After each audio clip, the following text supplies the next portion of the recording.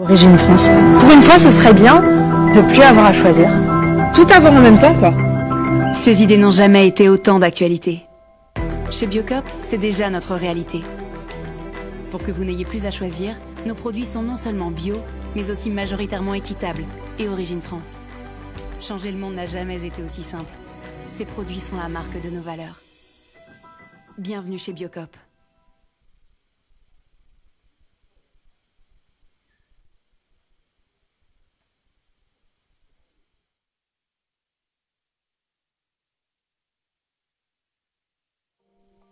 Derrière vos prises, vous ne savez pas ce qu'il y a. Mais si vous pouviez remonter dans les tuyaux, qu'est-ce que vous verriez? Soit vous suivez le parcours des énergies conventionnelles, soit vous décidez de choisir une autre énergie, celle d'Enercop, fournisseur d'électricité 100% renouvelable, organisé en réseau de coopératives locales. Et où vous conduisent nos circuits? Auprès de Patrick et Claude, par exemple, nos producteurs d'énergie renouvelable. Nous leur achetons directement l'énergie que nous fournissons à nos clients. C'est ce que nous appelons le circuit court de l'électricité. Mais maintenant, allez là où nous décidons comment investir nos bénéfices. En assemblée générale, avec nos sociétaires. Tous participent aux grandes décisions de la coopérative sur le principe « une personne égale une voix ». Autre bonne nouvelle, vous branchez sur l'énergie Enercop, c'est très simple. Pas de changement de compteur, pas de coupure.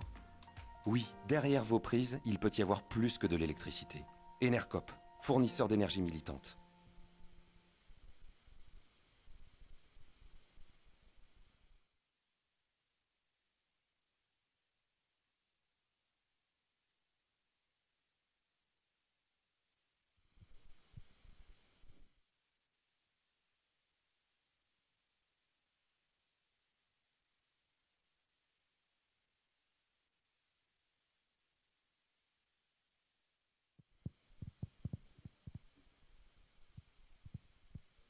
C'est bon.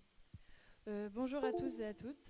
Merci d'être venus aussi nombreux pour cette conférence à l'occasion de la 4e édition du festival Les Pluies de Juillet. On est très très contents de ce festival, de cette 4e édition du festival.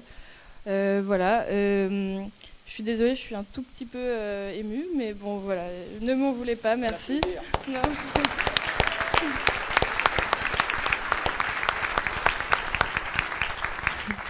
Donc ce festival, ça fait 4 ans qu'on l'organise avec la volonté de sensibiliser autour de la transition écologique et sociale. Et du coup, cette année, c'est assez naturellement qu'on a décidé d'organiser une conférence autour des crises et des quêtes de sens, parce que je pense qu'on est tous d'accord pour dire qu'on a passé une année un peu particulière, un peu charnière, entre la pandémie mondiale qui a conduit quasiment toute la population mondiale à se confiner et se priver de toute interaction sociale pendant pas mal de temps. Bien sûr la crise climatique qui ne cesse de s'aggraver, on l'a vu récemment encore avec le dernier rapport du GIEC. Et du coup, il nous a semblé que c'était vraiment le moment de se poser, de prendre un peu de recul sur tous ces événements et d'essayer de voir voilà, où est-ce qu'on peut aller, où est-ce qu'on va, qu'est-ce qu'on a envie vers quoi on a envie de se projeter. Et du coup, on est très très très heureux de recevoir Nicolas Hulot pour cette conférence. Donc merci beaucoup d'avoir accepté notre invitation. Pour celles et ceux qui ne connaisseraient pas Nicolas Hulot, vous êtes journaliste environnemental, vous êtes le fondateur et président jusqu'en 2018 de la Fondation pour la Nature et l'Homme, et maintenant président d'honneur. Voilà. Et vous avez été ministre de la Transition écologique de 2017 à 2018. Donc un grand merci encore de toute l'équipe des Pluies de Juillet, et je vous laisse la parole. Merci beaucoup.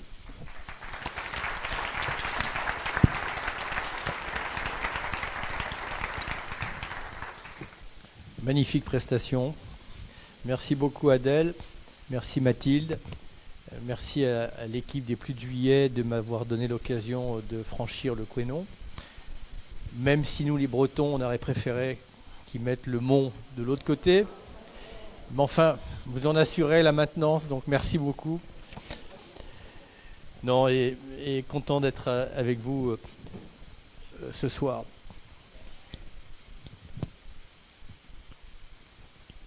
Ça a été dit à l'instant, on peut aborder la crise écologique de 50 manières, mais de quoi la crise écologique la crise climatique, est-elle le symptôme?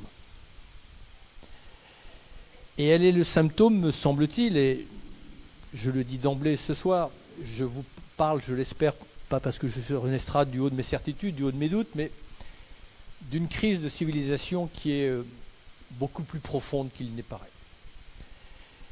Nous sommes dans un carrefour sublime où, de mon point de vue, se joue l'avenir de l'humanité. Et le hasard de l'histoire, le hasard biologique, génétique, fait que nous, les femmes et les hommes, sommes là à un moment très particulier où, si l'on veut conserver nos chances, eh bien, nous avons une très dure réalité à étreindre.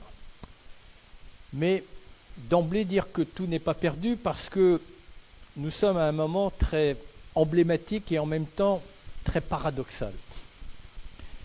Et ce moment paradoxal, un grand homme, Einstein, l'avait très bien anticipé puisqu'il avait eu cette formule que je reprends souvent en exergue de mes écrits.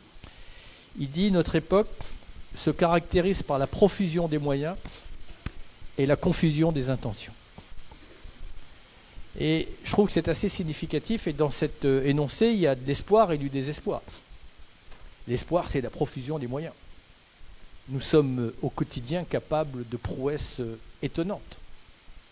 N'en déplaise aux esprits chagrins, le progrès n'a pas fait que des bêtises. Il a eu des vertus. Mais le côté tragique, c'est la confusion des intentions. Et mon ami Edgar Morin, qui a fêté ses 100 ans hier, esprit magnifique qui a éclairé ce siècle et qui l'éclairera longtemps, lui, il disait les choses un peu plus rudement. Il disait « Nous sommes technologiquement triomphants, mais culturellement défaillants ». Et c'est bien le paradoxe de l'époque. Ce qui prouve que ça n'est pas une question de moyens, c'est une question d'intention. C'est une question de vision. C'est une question de sens. Ce n'est pas notre intelligence qui est prise en défaut. D'ailleurs, quelque part, nous avons trop bien réussi. Nous sommes trop performants, trop puissants. C'est ce paradoxe, c'est que simultanément, notre puissance s'est développée en même temps que le constat de notre impuissance. La crise sanitaire qui est une certaine dimension d'une crise plus profonde a confronté notre intelligence aux forces de l'univers. Peut-être d'ailleurs, cela aura au moins une vertu, et il faut le souhaiter pour toutes les souffrances que cela a provoquées,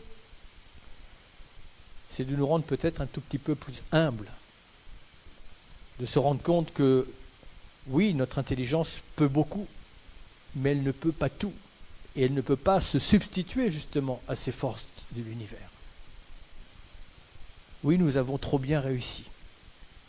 Et il y a eu un moment dans l'histoire récente de l'humanité où il y a eu une scission entre la science et la conscience. Et aujourd'hui, si nous n'arrivons pas à élever notre conscience au niveau de notre intelligence, eh bien la crise que nous traversons, de mon point de vue, va rentrer dans un scénario de vortex et toutes les crises économiques, sanitaires, humanitaires, écologiques, tout cela évidemment risque, si l'on en croit notamment la science, et vous évoquiez tout à l'heure, Adèle, les fuites du dernier rapport du GIEC, qui est un rapport étayé, sérieux, documenté. Oui, le XXIe siècle peut mettre en péril, ne fera pas disparaître l'humanité, mais rendre particulièrement délicat les conditions d'habitabilité et de rendre périlleux, pour employer un euphémisme, l'avenir de nos propres enfants. Donc on est dans ce point de bascule où je reste convaincu que nous pourrions faire collectivement un saut qualitatif, mais encore faut-il additionner nos intelligences, partager une vision, se débarrasser de 3 poisons: l'ignorance, l'indifférence et le pire d'entre eux, la suffisance. Parce que la crise que nous traversons, c'est aussi une crise de vanité. L'homme a cru dans sa toute-puissance, qui est réelle d'ailleurs, puisque les géologues eux-mêmes considèrent que nous avons changé d'ère géologique et que nous serions rentrés dans l'ère de l'humanité, l'anthropocène. C'est-à-dire que soudainement, à l'échelle géologique, c'est une étincelle. Soudainement, l'homme est devenu son propre facteur déterminant. Et il y avait d'ailleurs un philosophe de la Métrie qui disait « Je déplore que le sort de l'humanité soit dans d'aussi mauvaises mains que les siennes ». Mais on va essayer de lui donner tort. Et Bergson, un autre philosophe, disait « L'avenir est incertain parce qu'il dépend de nous ». Alors, est-ce qu'on doit se réjouir que l'avenir dépend de nous ou est-ce qu'on doit s'en inquiéter? L'avenir proche le dira. Mais l'avenir peut être aussi ce que nous décidons d'en faire. Encore une fois, si face au défi, face à la menace, qui est une menace universelle, c'est une occasion de nous rapprocher et non pas une occasion de nous disperser. C'est une occasion de nous relier et non pas une occasion de nous confronter. Saisirons-nous cette occasion, cette injonction que la nature nous impose. Mais oui, nous avons dans notre culture cru bon peut-être de nous extraire de la nature, qui est, me semble-t-il, une erreur fondamentale. Dans l'hypertrophie de la technologie, dans les prouesses scientifiques indéniables, eh bien, cela a troublé un peu notre interprétation de la réalité. Et nous avons pensé pouvoir nous exclure de la nature, oubliant que nous avions et nous avons un socle biologique commun avec l'ensemble du vivant, que nous partagions avec l'ensemble du vivant, des bactéries aux insectes, aux mammifères, aux arbres, aux plantes. Nous partageons avec l'ensemble du vivant l'énigme du vivant, c'est ce qui nous relie. Nous sommes la nature. Et nous avons peut-être une petite distinction, et encore ça reste à prouver, parce que plus j'observe la nature, que ce soit le règne végétal ou le règne animal, sommes-nous les seuls à être dotés d'une conscience? Je n'y mettrai pas ma main au feu, mais en théorie, nous sommes la partie consciente de la nature. Et ce privilège, qu'allons-nous en faire? Qu'allons-nous faire de cette conscience? Allons-nous assumer notre responsabilité, mais surtout assumer cette chance de faire partie de ce vivant? Parce que il y a une évidence que l'on a oubliée dans ce schisme que nous avons provoqué avec le reste du vivant, c'est que, contrairement à ce que l'on pense ou que l'on croit d'une manière innée, dans l'univers jusqu'à preuve du contraire, peut-être que notre camarade Thomas Pesquet nous ramènera une vision différente, mais je ne pense pas que ça soit dans l'immédiat. Dans l'univers, la vie n'est pas la norme. Elle est l'exception. On a des sondes qui sont sorties du système solaire qui n'ont pas trouvé le début d'un commencement de preuve d'une forme de vie aussi rudimentaire soit-elle. Un jour, un ami mathématicien me disait qu'il y a autant de constellations dans l'univers qu'il y a de grains de sable sur tous les déserts et les plages du monde entier, et que dans chaque constellation, il y a autant de planètes que de grains de sable dans tous les déserts et les plages du monde entier. Mais jusqu'à présent, il y a un grain de sable où la vie a pu se développer. Et ce même mathématicien, pour essayer de me faire comprendre à mon cerveau reptilien combien nous étions chanceux, me disait, tu sais, la combinaison de facteurs, de hasard, de probabilités qu'il a fallu combiner pour que la vie ait pu s'épanouir, elle est aussi improbable que si j'avais une boîte avec des lettres d'imprimerie, que je la fasse tomber volontairement ou maladroitement et que l'article 1 de la Déclaration des droits de l'homme s'inscrive sous nos yeux. Et je garde cette démonstration à l'esprit parce que ça veut dire quoi en creux? Ça veut dire que s'il y avait un grand loto dans l'univers, on aurait tiré le ticket gagnant, mais ça veut dire que ça ne tient surtout pas à grand-chose. Que si notre minuscule petite tête d'épingle, comme l'observe Thomas Pesquet, était un tant soit peu plus près du Soleil, la vie n'aurait pas pu s'y développer, parce que les températures seraient insupportables, et un peu plus éloigné, on aurait un monde de glace, et la vie n'aurait pas pu non plus y trouver son chemin. Et nous, les hommes, à l'échelle géologique, nous venons de surgir, on vient de faire irruption.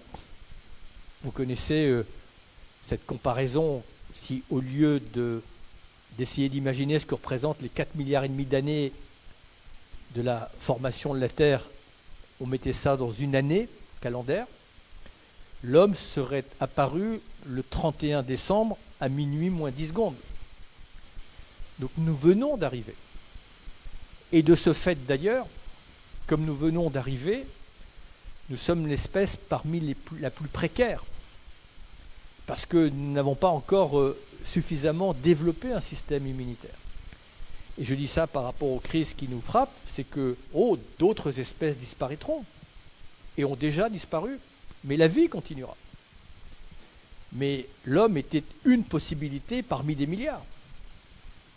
Et donc nous devons, malgré nos succès indéniables, garder à l'esprit, c'est une hypothèse et pas une certitude, mais que la parenthèse humaine pourrait se refermer si nous continuons un modèle qui se base, qui se développe sur le dos de la nature.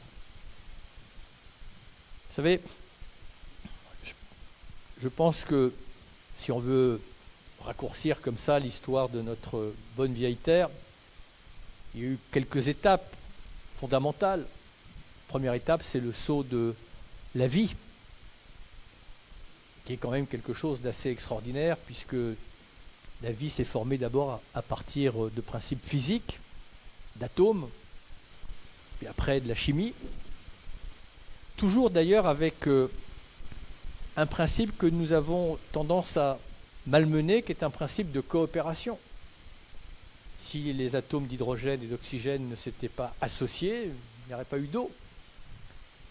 Si les algues dans l'océan primitif n'avaient pas absorbé le CO2 originel de l'atmosphère, il n'y aurait pas eu l'oxygène qui a permis à la vie de se développer. Donc il y a eu ce saut de la vie. Puis il y a eu une deuxième étape beaucoup plus tard, c'est le saut de l'esprit, c'est l'homme prend conscience de lui-même.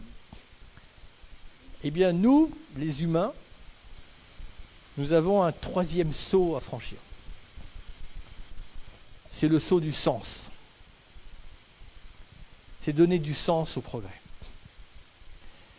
Parce que, et là aussi, c'est mon intuition, mon sentiment, mais nous sommes dans une espèce de crise d'adolescence, dans un état d'ébriété. On a totalement perverti des notions fondamentales, celle du progrès, par exemple. Est-ce que, pour prendre un exemple qui me vient à l'esprit au moment où je vous parle, ça ne vous a pas interpellé quand il y a quelques semaines de cela, un super porte-container a entravé le canal de Suez avec 25 000 containers à bord, dont certains contenaient quelques centaines, je crois, de moutons ou de... Oui, je crois que c'était des moutons. Et de se dire que dans ce passage entravé, attendaient dans les deux sens des porte-containers qui parfois charriaient dans un sens contraire des marchandises totalement identiques qui allaient de l'est vers l'ouest ou d'autres qui allaient de l'ouest vers l'est. Moi, ça m'a frappé aussi parce que dans ma courte expérience gouvernementale, j'étais en charge aussi de la mer et un jour j'avais demandé à un amiral en charge des affaires maritimes et de la sécurité maritime, amiral, qu'est-ce qui se passe si ce type de cargo a demain une panne.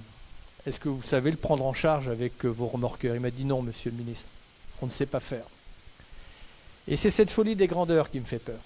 C'est cette notion de démesure. Cette confusion entre la performance technologique, cette espèce d'addiction que nous avons toujours plus vite, toujours plus grand.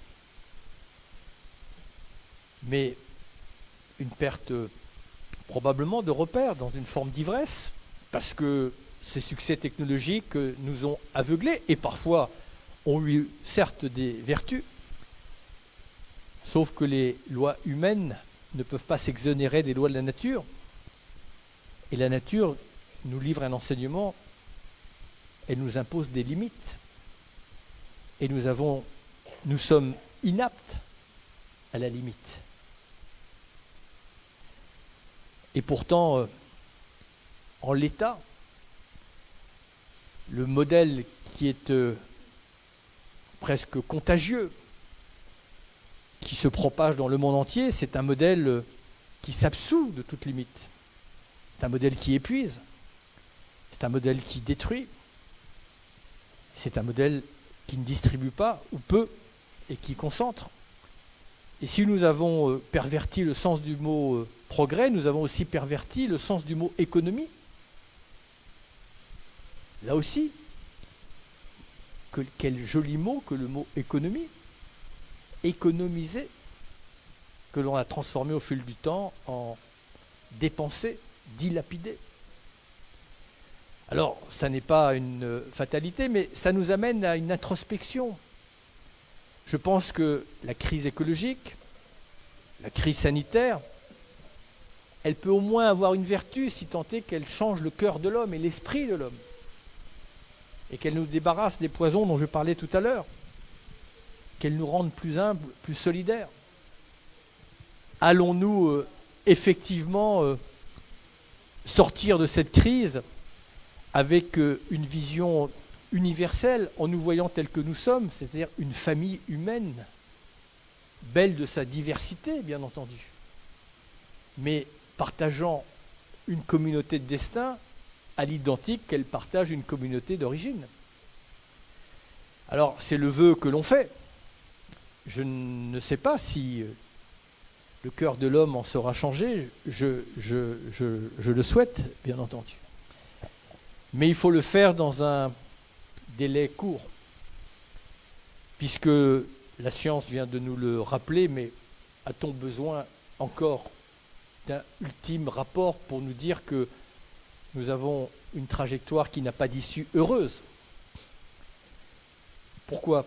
Parce que notre modèle économique, pour ne parler que de cette composante-là, il a sa propre obsolescence programmée, puisque vous connaissez la formule d'un économiste américain qui dit « il faut être fou économiste pour croire qu'une croissance infinie est possible dans un monde fini ».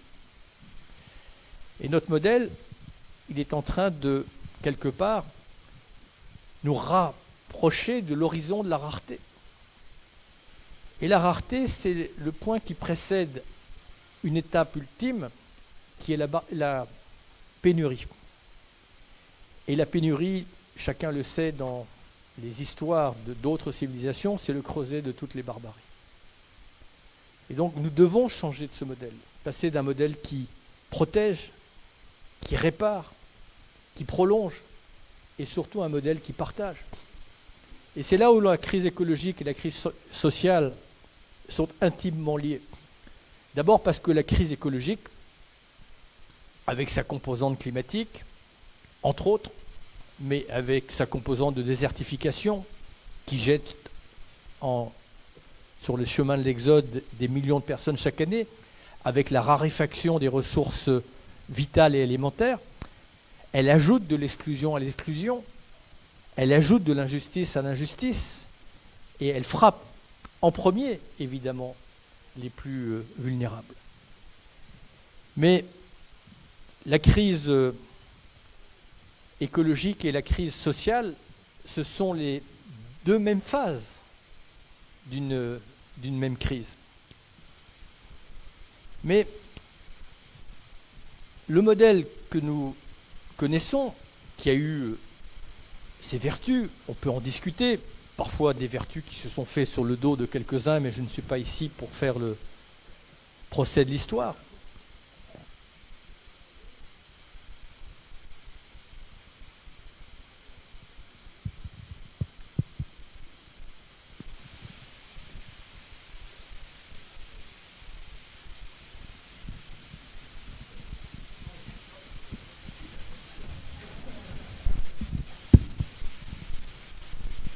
Merci beaucoup.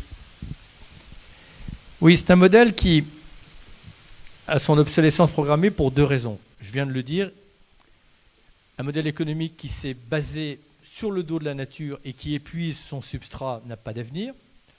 Au passage, pour les anciens, peut-être même les jeunes générations, souvenez-vous de ce que le Club de Rome nous avait dit dans les années 70. Ce modèle n'a pas d'avenir. Mais un modèle, pour faire très court, et je vous l'accorde un peu caricatural, mais pas loin de la vérité, où 1% capte 93% de la richesse, n'a pas d'avenir non plus. Pourquoi? Pas simplement pour des raisons morales, pas simplement pour des raisons éthiques, mais il y a un paramètre qui change la donne et qui transforme cette réalité dans une injonction incontournable. Vous aurez observé que dans les transformations sociales, relationnelles, il y a quelque chose de fondamental et de fulgurant qui a opéré depuis quelques décennies, c'est que par la technologie, le monde s'est connecté. En l'espace de quelques années, notamment préalablement par les ondes, mais plus efficacement par Internet, le monde s'est connecté. Et je peux en témoigner, il n'y a plus un territoire dans le monde aussi éloigné même des grandes mégapoles qui ne soit pas connecté sur le reste du monde. Cette connexion par Internet, elle a quelque part sécrété un espoir. On s'est dit, peut-être, moi je me suis dit, cette connexion va nous relier, va nous rapprocher. Et en réalité, c'est mon opinion, on s'est connecté mais on ne s'est pas relié. Et en tout cas, ça n'a pas généré les vertus que l'on imaginait. Et à travers cette connexion, ce qui s'est plus propagé, ça n'est pas l'amour, c'est la haine. Et ce qui s'est propagé d'une manière très fulgurante, c'est un modèle de société qui épuise, avec, comment dire, une influence, me semble-t-il, excessivement puissante pour que chacun imite ce modèle plutôt que d'en inventer un autre. Mais surtout, cette connexion du monde, elle a eu un effet que nous n'avions pas imaginé, c'est que soudainement, elle a donné aux exclus une vue sur les inclus. Et je vous donne un exemple précis. Quand une femme en Afrique, comme il en existe entre 20 et 30 000 chaque jour, découvre un beau matin, parce que maintenant par Internet tout se sait, tout se voit, que son enfant va mourir d'une maladie dont elle ignorait jusqu'à présent qu'il y avait un remède ailleurs. Mais un matin, elle découvre qu'en fait, de l'autre côté d'un fleuve, d'une frontière, ou parfois d'un océan, dit autrement que si son enfant était né là plutôt que de naître là, il aurait un traitement antipaludéen ou il aurait un vaccin. Mais là, elle découvre que tout simplement, parce qu'elle n'est pas au bon endroit, on a été capable d'apporter une bouteille de Coca-Cola dans son village, mais pas le médicament qui soigne son enfant. Avant, elle mettait ça sur le dos de la fatalité, et elle s'inclinait face au destin. Mais de la même manière, le paysan au Sahel, qui a dû quitter son territoire parce qu'il découvre aussi qu'à cause de 1 ou 2 degrés d'élévation de température, le peu de pâturage qui lui restait n'est plus là et qui doit rentrer dans ce chemin incertain pour aller buter aux portes des grandes villes et avec sa famille errer dans des conditions misérables, tant qu'il ne le savait pas, évidemment, il ne faisait pas de relation de cause et effet. Mais quand le monde découvre aujourd'hui, moi j'ai été aux Philippines par exemple, dans des endroits où les typhons sont à répétition, tant qu'il n'avait pas fait la relation de cause et effet. Mais maintenant qu'il découvre que ces typhons à répétition, de plus en plus intenses, de plus en plus denses, avec des vagues de submersion qui rentrent de 20 km dans les terres, c'est la conséquence d'un phénomène qu'ils n'ont pas provoqué, qui est la conséquence d'un modèle économique dont ils n'ont pas profité et qui parfois s'est fait un peu sur leur dos. À l'injustice et à l'épreuve, vous ajoutez un élément explosif qui est l'humiliation. Et l'humiliation, ça n'est pas compatible avec une société apaisée. Dit autrement, dans un monde connecté, personne ne peut aspirer à vivre d'une manière prospère et apaisée tant qu'il y aura de telles inégalités. Et si la richesse n'irrigue pas la pauvreté, c'est la pauvreté qui se drainera vers la richesse. Donc simplement, ce que j'ai voulu essayer d'expliquer, c'est que nous sommes à un moment très particulier où nous n'avons pas d'autre issue, en tout cas d'issue heureuse, que de construire un monde qui partage, un monde qui coopère, un monde qui protège, un monde qui répare. Et c'est le défi du XXIe siècle. Il n'est pas compatible avec une société divisée en permanence. Il n'est pas compatible avec une société qui inverse le crucial et le superflu. Il n'est pas compatible avec un monde qui se brise de l'intérieur, qui s'affronte. Il exige un monde qui, sur l'essentiel, se retrouve. C'est l'espoir que j'ai. Mais c'est un espoir, je ne vous le cache pas, de plus en plus fragile, car le temps nous est compté. Mais pour revenir à la phrase d'Einstein, les moyens sont là. Simplement, à quoi les destine-t-on? Quelle est notre priorité? Vers où les fléchons-nous? Tous les moyens. On n'a pas besoin de plus de technologie immédiatement. Oh, il y a quelques secteurs où on aura encore besoin peut-être de conforter les choses. L'argent ne fait pas tout, mais il peut faire beaucoup. Mais il ne vous aura pas échappé qu'il y a deux précédents qui sont riches d'enseignements. 2008, la crise économique et financière. Tout d'un coup, ce qu'on ne s'autorisait pas en période dite normale, parce que les grands systèmes financiers et bancaires étaient menacés, on a fait tourner la planche à billets. Au passage de cette époque, de nombreux milliards d'euros ont été plutôt dans la spéculation plutôt que dans l'investissement et le social. Mais plus récemment, la crise du Covid. Il ne verra pas échapper que ce qu'on appelle l'orthodoxie économique et financière, elle également a volé en éclats, puisqu'il y a une phrase qui est devenue presque une règle, quoi qu'il en coûte. Est-ce que ce qu'on s'est permis pour la crise financière de 2008 ou pour la crise sanitaire que nous vivons, on ne pourrait pas l'envisager pour changer de modèle et pour faire en sorte que nous soyons dans une transition écologique et solidaire, c'est-à-dire qu'elle ne laisse personne sur le côté. Parce que l'économie, l'argent, la finance, ça n'est pas une loi divine, c'est une convention humaine. Et personnellement, pour nous épargner le scénario que le GIEC vient de nous remettre en perspective, je pense qu'on peut s'autoriser de sortir des règles communes pour, encore une fois, conserver nos chances. Donc voilà, je suis, encore une fois, j'oscille entre inquiétude, optimisme, pessimiste. Inquiétude parce que je me dis pourquoi faut-il autant de temps pour convaincre l'humanité de se sauver d'elle-même. Mais espoir parce que dans les rares fois où j'ai été tenté de désespérer de l'humanité, je me suis rappelé quand même quelque chose qui est peut-être le fruit de mes nombreux voyages. Il y a deux humanités. Il y a une humanité très visible, assez agaçante, mais très probablement minoritaire, mais plus visible parce que sans scrupule, très organisée, qui accapare le bien commun. Parfois, j'ai cru que ça ressemblait à toute l'humanité. Non. Il y a une humanité beaucoup plus nombreuse, beaucoup moins visible, moins organisée, mais très efficace localement, qui, elle, travaille pour protéger le bien commun.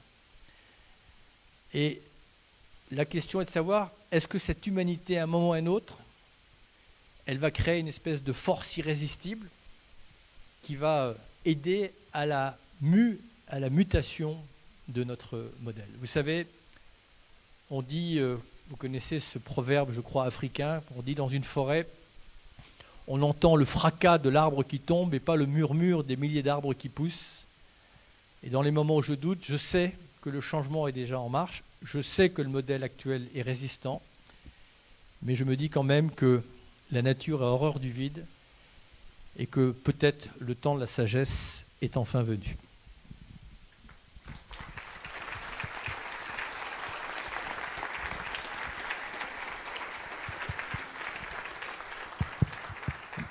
Merci beaucoup. Je crois que Adèle va revenir et si j'ai bien compris, on a une possibilité d'échange, de questions-réponses. Donc je suis ouvert à toute sorte de questions et je suis tout à fait capable de dire quand je n'ai pas de réponse. Oui, tout à fait. Donc voilà, si des personnes dans l'assistance ont des questions. Il y a déjà un monsieur là.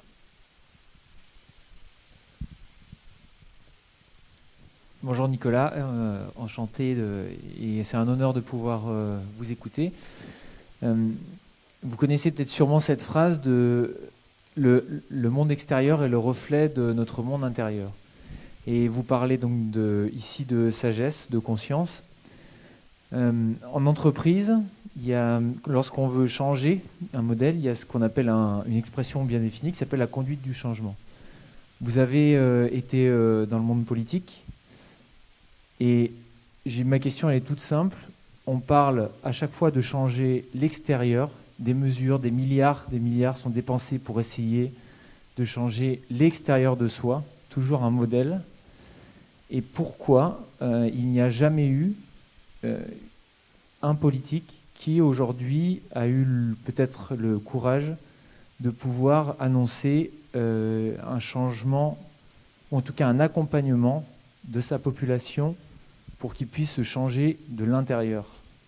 Merci. Vous avez la soirée.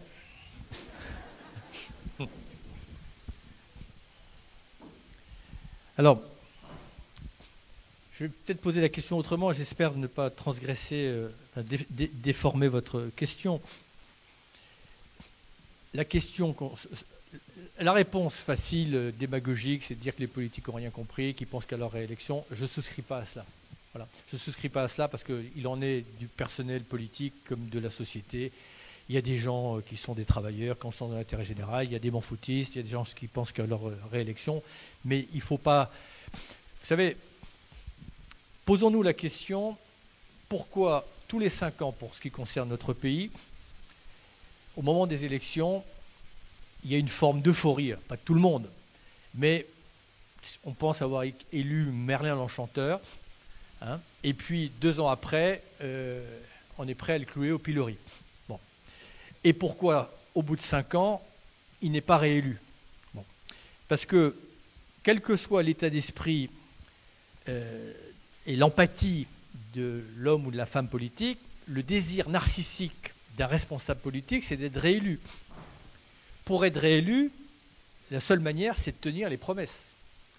Et c'est d'adapter la société aux paramètres de l'époque. Bon. Et donc, si les uns et les autres vont d'échec en échec et qu'on arrive à ce climat de défiance, ce cercle dangereux de défiance entre les citoyens, les électeurs et les politiques, ce n'est pas simplement la responsabilité des femmes et des hommes politiques. Alors, ça ne les exonère pas de leur responsabilité. S'ils étaient capables, sur ces sujets-là, d'une alliance plutôt que d'une confrontation, et d'additionner les intelligences, et d'être dans la grande chose plutôt d'être toujours dans la petite chose, et d'inventer chaque matin une querelle ou un conflit dont on se contrefout plutôt que de se concentrer sur l'essentiel, parce qu'au passage, je fais quand même une petite réflexion, mais enfin, si vous avez eu écho du rapport du GIEC la semaine dernière, n'importe quel responsable politique, quelle que soit sa famille politique, devrait au moins réagir et se dire que la priorité, elle est là, parce que tout ce qui a de l'importance à nos yeux dépend de cela. Donc il faut commencer par l'essentiel.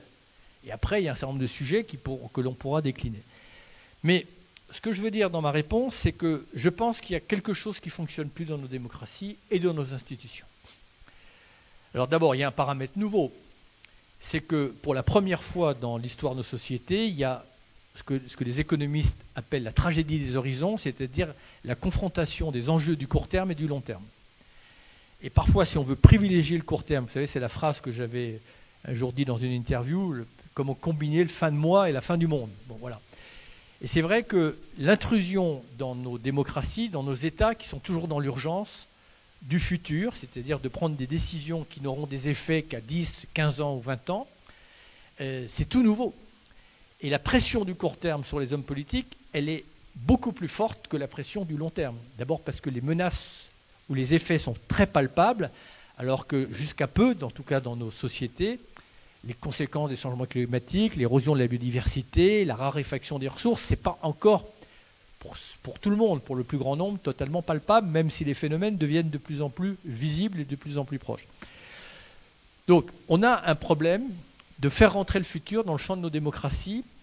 On a un problème de méthode, on a un problème de stratégie, parce que c'est bien de dire qu'il faut, j'en ai fait les frais, qu'il faut opérer la mue d'un système qui est périmé, et qu'il faut une transformation radicale, mais encore faut-il qu'elle se fasse dans le consentement, l'acquiescement et la volonté des citoyens. Ça ne peut pas se faire en démocratie contre les citoyens. Bon. Et aujourd'hui, dans le show politico-médiatique, aborder la complexité dans ce brouhaha, c'est impossible. Donc je pense qu'il faut faire en sorte d'adapter nos démocraties pour associer les citoyens. Ça a été fait dans une petite échelle, mais pour moi qui n'est pas suffisante dans la Convention citoyenne. On peut discuter de l'utilité ou pas, mais il y a eu une vertu dans cette Convention citoyenne. On a pris des citoyens tirés au sort, certains n'y connaissaient rien, d'autres avaient des préjugés dans un sens ou dans un autre, et puis pour finir, ils ont pris du temps, ils ont échangé avec des experts, ils ont pris conscience de la gravité, de la complexité de la situation, et ils ont produit une feuille de route qui a d'ailleurs surpris tout le monde parce qu'elle était très exigeante. Si je dis cela, c'est parce que à l'observation, à l'Assemblée et au Sénat, on pilote toujours dans l'urgence. Dans les gouvernements, moi j'en ai fait aussi l'expérience, on n'a jamais le temps de réfléchir.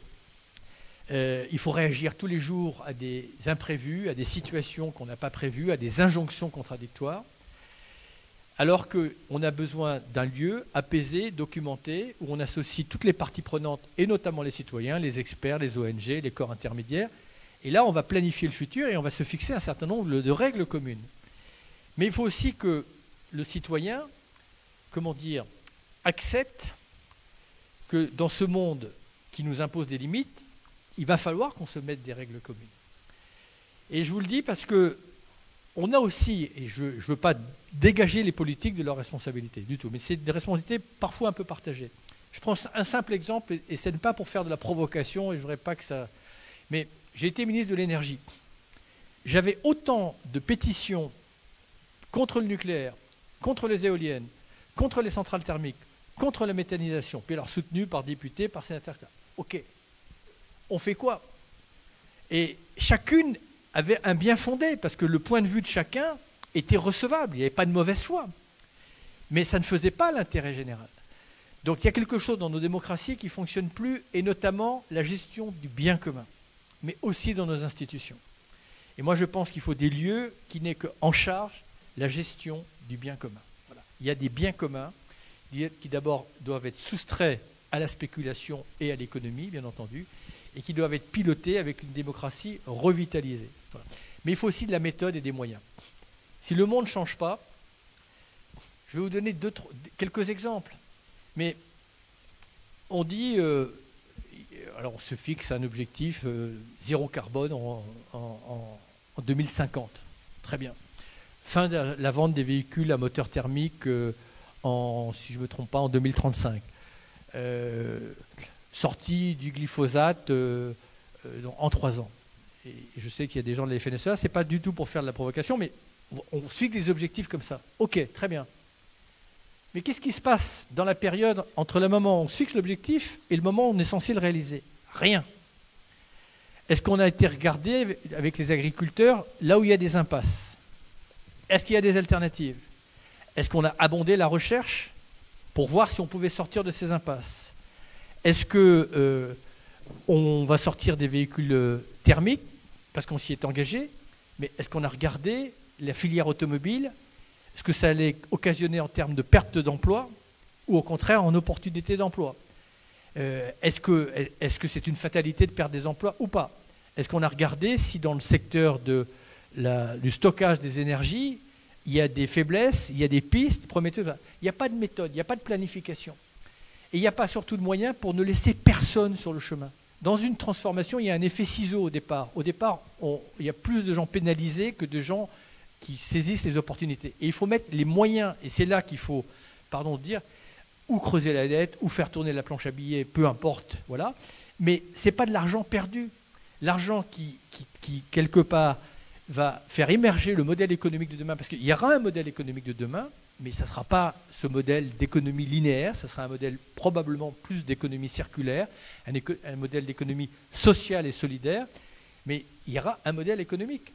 Mais il faut y mettre les moyens. Et pour ça que je dis souvent que les petits pas ne suffisent pas, ça ne change rien les petits pas, ça ne change rien. Il faut avoir des objectifs radicaux, mais avec 3 principes. Et la méthode est importante. Un premier principe, c'est un principe de prévisibilité. On fixe un objectif en fonction de l'urgence, de la difficulté, de la nécessité, etc. Mais le deuxième principe, c'est un principe d'irréversibilité. Si vous ne crantez pas dans la loi l'objectif, rien ne changera. Si vous donnez, il y a le moindre doute qu'on va revenir en arrière, ça ne marchera pas. Par contre, si c'est acté, la contrainte n'est pas l'ennemi de la créativité, elle en est la condition. Mais le troisième, et ça c'est très important, ça nous aurait peut-être évité les gilets jaunes, c'est la progressivité. Et dans la progressivité, il y a l'accompagnement, c'est-à-dire identifier celles et ceux qui vont être impactés, voilà, et faire en sorte qu'ils ne soient pas impactés. Et donc de flécher les aides publiques pour que personne ne soit laissé sur le chemin et personne ne soit pénalisé. C'est la méthode. Mais nous avons comme quand on a signé l'accord de Paris, j'étais un des artisans de l'accord de Paris. Mais j'étais le seul qui n'a pas fait des bonds de joie quand Laurent Fabius a sonné la fin de la COP 21. Pourquoi? Parce que ce n'était pas un accord contraignant. Et chacun est reparti avec le sourire aux lèvres, parce que c'est vrai que diplomatiquement, c'était assez inattendu que 168 pays signent un traité, mais un traité pas contraignant, ça nous mène dans la situation dans laquelle on est aujourd'hui, c'est qu'on n'a toujours pas inversé la courbe d'émissions de gaz à effet de serre.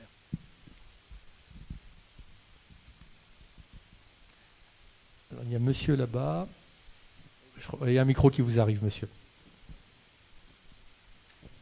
Oui, bonjour, Gilles Chauveau, Villedieu-les-Poils. Je poursuis votre exposé.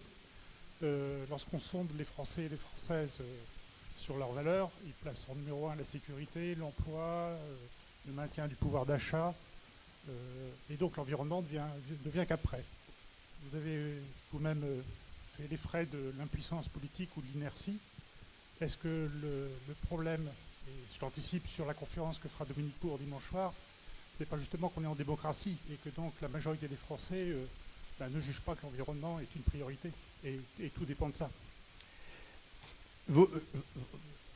Moi, j'ai beaucoup d'indulgence pour des gens, et il y a de nombreux foyers en France qui sont à 30 € près par mois, pour des couples qui se demandent s'ils vont pouvoir payer leurs études à leurs enfants, pour des foyers où la femme ou l'homme sont au chômage de longue durée. Je ne vais pas les critiquer de ne pas être préoccupés par une crise qui, pour l'instant, n'est pas dans la même proximité que la crise écologique. Ma critique ne va pas évidemment vers eux, bien entendu. Au passage, quand vous dites que les gens sont préoccupés par leur sécurité, la crise écologique, c'est un sacré problème de sécurité. Parce que quand on va avoir des centaines de millions de personnes qui vont se déplacer sous l'effet des changements climatiques et leurs conséquences, ou parce que les sols ne seront plus utilisables, ou parce qu'il y aura des pénuries d'eau, que sais-je encore, je ne suis pas sûr que ça soit propice à des relations apaisées. Mais si les citoyens ne mettent pas au même niveau, et encore, il y a un certain nombre de sondages qui montrent quand même que ça reste quand même dans leurs priorités, mais ils se sentent impuissants. Mais moi, ma critique, elle est, beaucoup plus sévère, et d'ailleurs elle est exclusive, aux puissants, aux ceux qui ont la tête, celles et ceux qui ont la tête hors de l'eau. parce qu'eux, ils ont une crise qui est parfaitement documentée. Le Covid, je ne sais plus si on dit le ou là, enfin bon, peu importe. Là, bon, là. De toute façon, aujourd'hui, il faut dire les deux, sinon... c'est une crise, reconnaissons-le, qui nous a pris de court. Même si le SRAS et Ebola nous avaient montré que ce type d'épidémie était envisageable, mais il y avait une forme d'incrédulité, et preuve en est, c'est que pour ce qui concerne la France, on a réagi quand vraiment le truc a sauté la frontière entre l'Italie et la France, mais jusque-là, on pensait qu'on allait en être épargné du haut, évidemment, de notre supériorité. Mais sans faire de critique, oui, c'est un scénario qui a même dépassé les infectiologues qui ont tous été pris de court, et encore aujourd'hui, on y perd son latin. Mais la crise écologique et climatique, elle est parfaitement documentée, plus que documentée. Et toutes les modélisations que nous ont fait les experts se réalisent une par une. Mais les effets sont là, parce que vous parlez de sécurité, mais regardez nos agriculteurs, ce qu'ils viennent de prendre comme séquence, des inondations, des périodes de froid au moment où on n'en a pas besoin, trop d'eau quand il n'en faut pas assez d'eau quand il en faut, et ça n'est qu'un échantillon. Donc les habitants de la vallée de la Roya, même s'ils ne font peut-être pas la relation de cause à effet entre les inondations qu'ils ont subies, mais ça confirme les modélisations faites par les experts du GIEC. Donc on va déjà être dans les effets. Les pratiques agricoles vont être mises à rude épreuve. C'est pour ça que ça m'a toujours agacé que l'on oppose les agriculteurs à l'écologie, parce que c'est l'intérêt des deux de trouver des chemins pour avancer. Mais la responsabilité politique, elle est justement d'avoir 2 degrés de lecture, oui, de répondre aux souffrances, aux épreuves du court terme, mais d'anticiper sur ce scénario. Parce qu'il est d'une telle autre dimension, enfin, encore une fois, il faut que les mots aient un sens, mais à défaut de dire qu'on joue l'avenir de l'humanité, on joue l'avenir de nos enfants. Et c'est ni plus ni moins ce que nous dit le GIEC. L'ampleur des phénomènes qui, à un moment ou à un autre, vont devenir irréversibles. Et dans 30 ans, nos enfants diront, mais vous ne pouvez pas dire que vous ne saviez pas. Vous en aviez assez. Et alors, encore une fois, voilà, c'est pour ça que je partage les responsabilités. Moi, je ne suis pas dans la culpabilité. Je suis en fonction des possibilités de chacun. Encore une fois, quand quelqu'un a la tête sous l'eau, il faut déjà essayer de faire en sorte qu'il ne se noie pas. Et voilà. Mais quand on a un peu d'aisance, quand on aspire à des fonctions, quel que soit le niveau de ces fonctions politiques, la responsabilité, c'est de prévoir, c'est d'anticiper, c'est de protéger.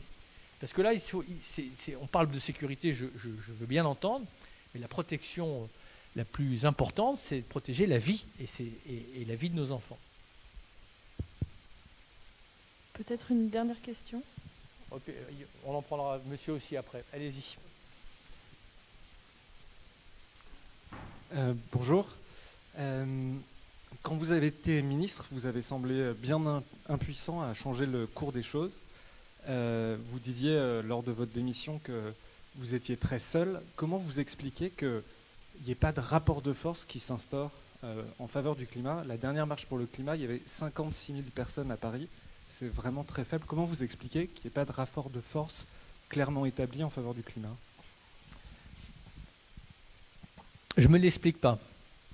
Non, parce que votre question, elle me taraude. Je me dis que moi, j'ai apporté ma contribution à la prise de conscience, mais avant moi, il y en a eu d'autres, bien d'autres avec moi. Et encore une fois, on ne défend pas un intérêt sectoriel. On ne défend pas une catégorie sociale, économique. On défend, alors évidemment, la vie, le vivant, le tissu du vivant, mais moi, quand je me suis engagé il y a 30 ans, je pensais que l'environnement était une chose et la destinée de l'humanité était une autre chose. Enfin, depuis, on a compris que c'est le même combat et que derrière la destruction des écosystèmes et l'érosion de la biodiversité, encore une fois, l'espèce la plus précaire, c'est bien l'espèce humaine. J'ai jamais imaginé en m'engageant il y a 30 ans qu'au bout de 30 ans, on en soit encore là. Et que le rapport de force soit si disproportionné et qu'on soit encore dans l'entêtement d'un modèle qu'on maintient en réanimation artificielle alors qu'il est en train de sombrer de l'intérieur. Voilà. Ce qui est certain, pour revenir à mon expérience gouvernementale, c'est que de donner, par exemple, à un homme ou une femme la mission d'une transition écologique. Une transition écologique, ce n'est pas l'adaptation d'un modèle, ce n'est pas la correction d'un modèle. C'est une transformation profonde, radicale, systémique d'un modèle. À la limite, le jour où on sera en ordre de marche, c'est quand il n'y aura plus le ministre de l'écologie, tout le monde aura la même feuille de route, et que toutes les formations, ce qui est quand même dingue aujourd'hui dans le spectre politique, vous avez des écologistes, alors certains les apprécient, d'autres ne les apprécient pas, mais les autres, tout le monde, au sens scientifique du terme, tout le monde devrait être écologiste, tout le monde devrait se battre pour l'avenir de l'humanité, pour protéger le vivant, pour protéger les conditions de vie. Moi, ce qui me rend dingue, c'est bien de critiquer les écolos, peut-être que parfois ils sont maladroits, mais enfin, et les autres, leur statut les épargne des conséquences des changements climatiques, ils vont s'en sortir, ils sont immunisés. Je n'ai pas la réponse à votre question. Je ne comprends pas qu'il n'y ait pas... Alors, ça va peut-être arriver, hein, parce qu'il y a quelque chose de bienveillant dans ceux qui manifestent en faveur pour mobiliser notamment la jeunesse. Mais moi, je mets en garde. Quand les événements vont commencer à s'accélérer, il y a un moment ou un autre, je ne suis pas sûr que ces manifestations se fassent toujours dans la bienveillance, parce que, pardon si je vous choque, mais quand la science vous éclaire, quand même les jeunes vous demandent de prendre en compte, de les protéger, et qu'on s'entête sur un modèle qui est le problème et qui n'est pas la solution, pour moi cet entêtement, il s'apparente presque à une forme de fanatisme. Et attention qu'un fanatisme n'en réveille pas d'autres. Vous savez, Victor Hugo disait « Le progrès, c'est la révolution faite à l'amiable ». Ben, profitons du peu de temps que nous avons pour faire cette révolution à l'amiable. Mais c'est une vraie révolution, et ce n'est pas une révolution simplement technologique, c'est une révolution des consciences. Ça revient à ce que je vous disais tout à l'heure, prendre conscience de ce que nous sommes, vulnérables, fragiles, brillants, mais responsables, et que nous avons tous les outils, mais on n'y arrivera pas dans la dispersion, on n'arrivera pas dans l'agressivité, on y arrivera si comment on avance avec des mots qui devraient nous servir de guide. La première boussole au XXIe siècle, c'est la solidarité. Solidarité dans le temps, parce que là, on est en train de se désolidariser avec le futur. Solidarité dans l'espace. Solidarité avec le vivant. Le deuxième mot, c'est diversité. Seule la diversité, qu'elle soit biologique ou qu'elle soit humaine, elle est féconde. Donc il ne faut pas aller vers une société homogène. Le troisième mot, c'est humilité. Parce que c'est une preuve d'intelligence d'être humble. Le quatrième mot, c'est dignité. Parce que l'humiliation dont je parlais tout à l'heure, elle n'est pas tenable. Et le dernier mot qui est important, c'est dignité, parce qu'il faut la donner à tout le monde. Voilà ce que je voulais vous dire. On prend juste une dernière question, monsieur, parce que je crois que vous aviez levé la main. Et après, on va passer à table. Alors, j'ai vraiment beaucoup apprécié toute votre argumentation. Alors, moi, ce que je pense, c'est qu'effectivement, il manque peut-être un champion pour défendre cette cause. Quand on voit ce qui se passe au milieu des écologistes, là, ils sont déjà à peu près 6 à vouloir être candidat à la présidence. Monsieur Hulot, c'est quand votre tour?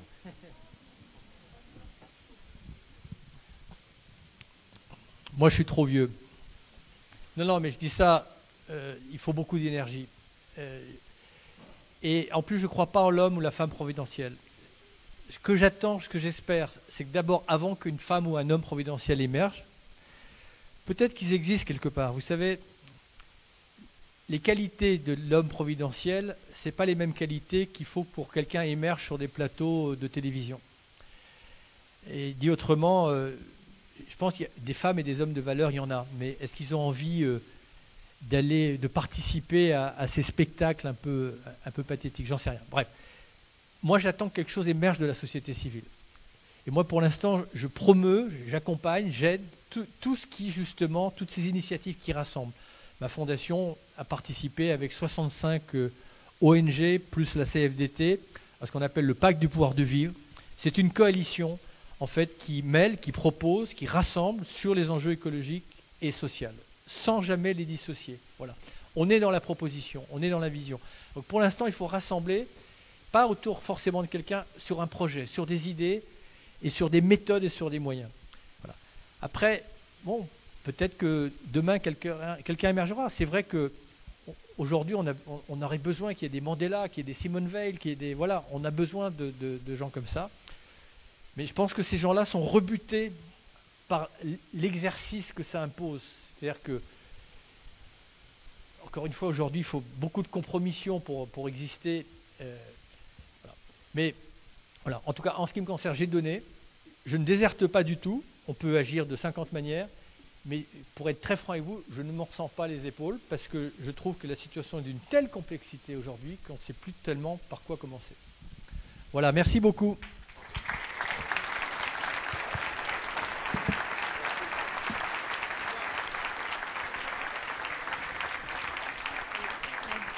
Merci beaucoup, merci beaucoup. Merci à vous. Alors, on a une petite séance de dédicace qui va se dérouler à l'entrée. Et voilà, merci encore. Le festival continue pendant 2 jours encore et ce soir. Si vous ne le saviez pas, il y a une scène qui a été installée sur le parking de la Commanderie. Et on a des concerts de Amarula Café Club et de l'Impératrice ce soir, n'hésitez pas. Voilà, merci à tous, merci à vous. Bonne soirée.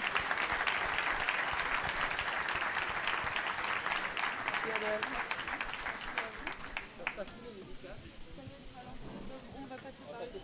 Ouais, voilà. Comme ça. Mais ça marche ou pas? Ah non, en fait. Ah.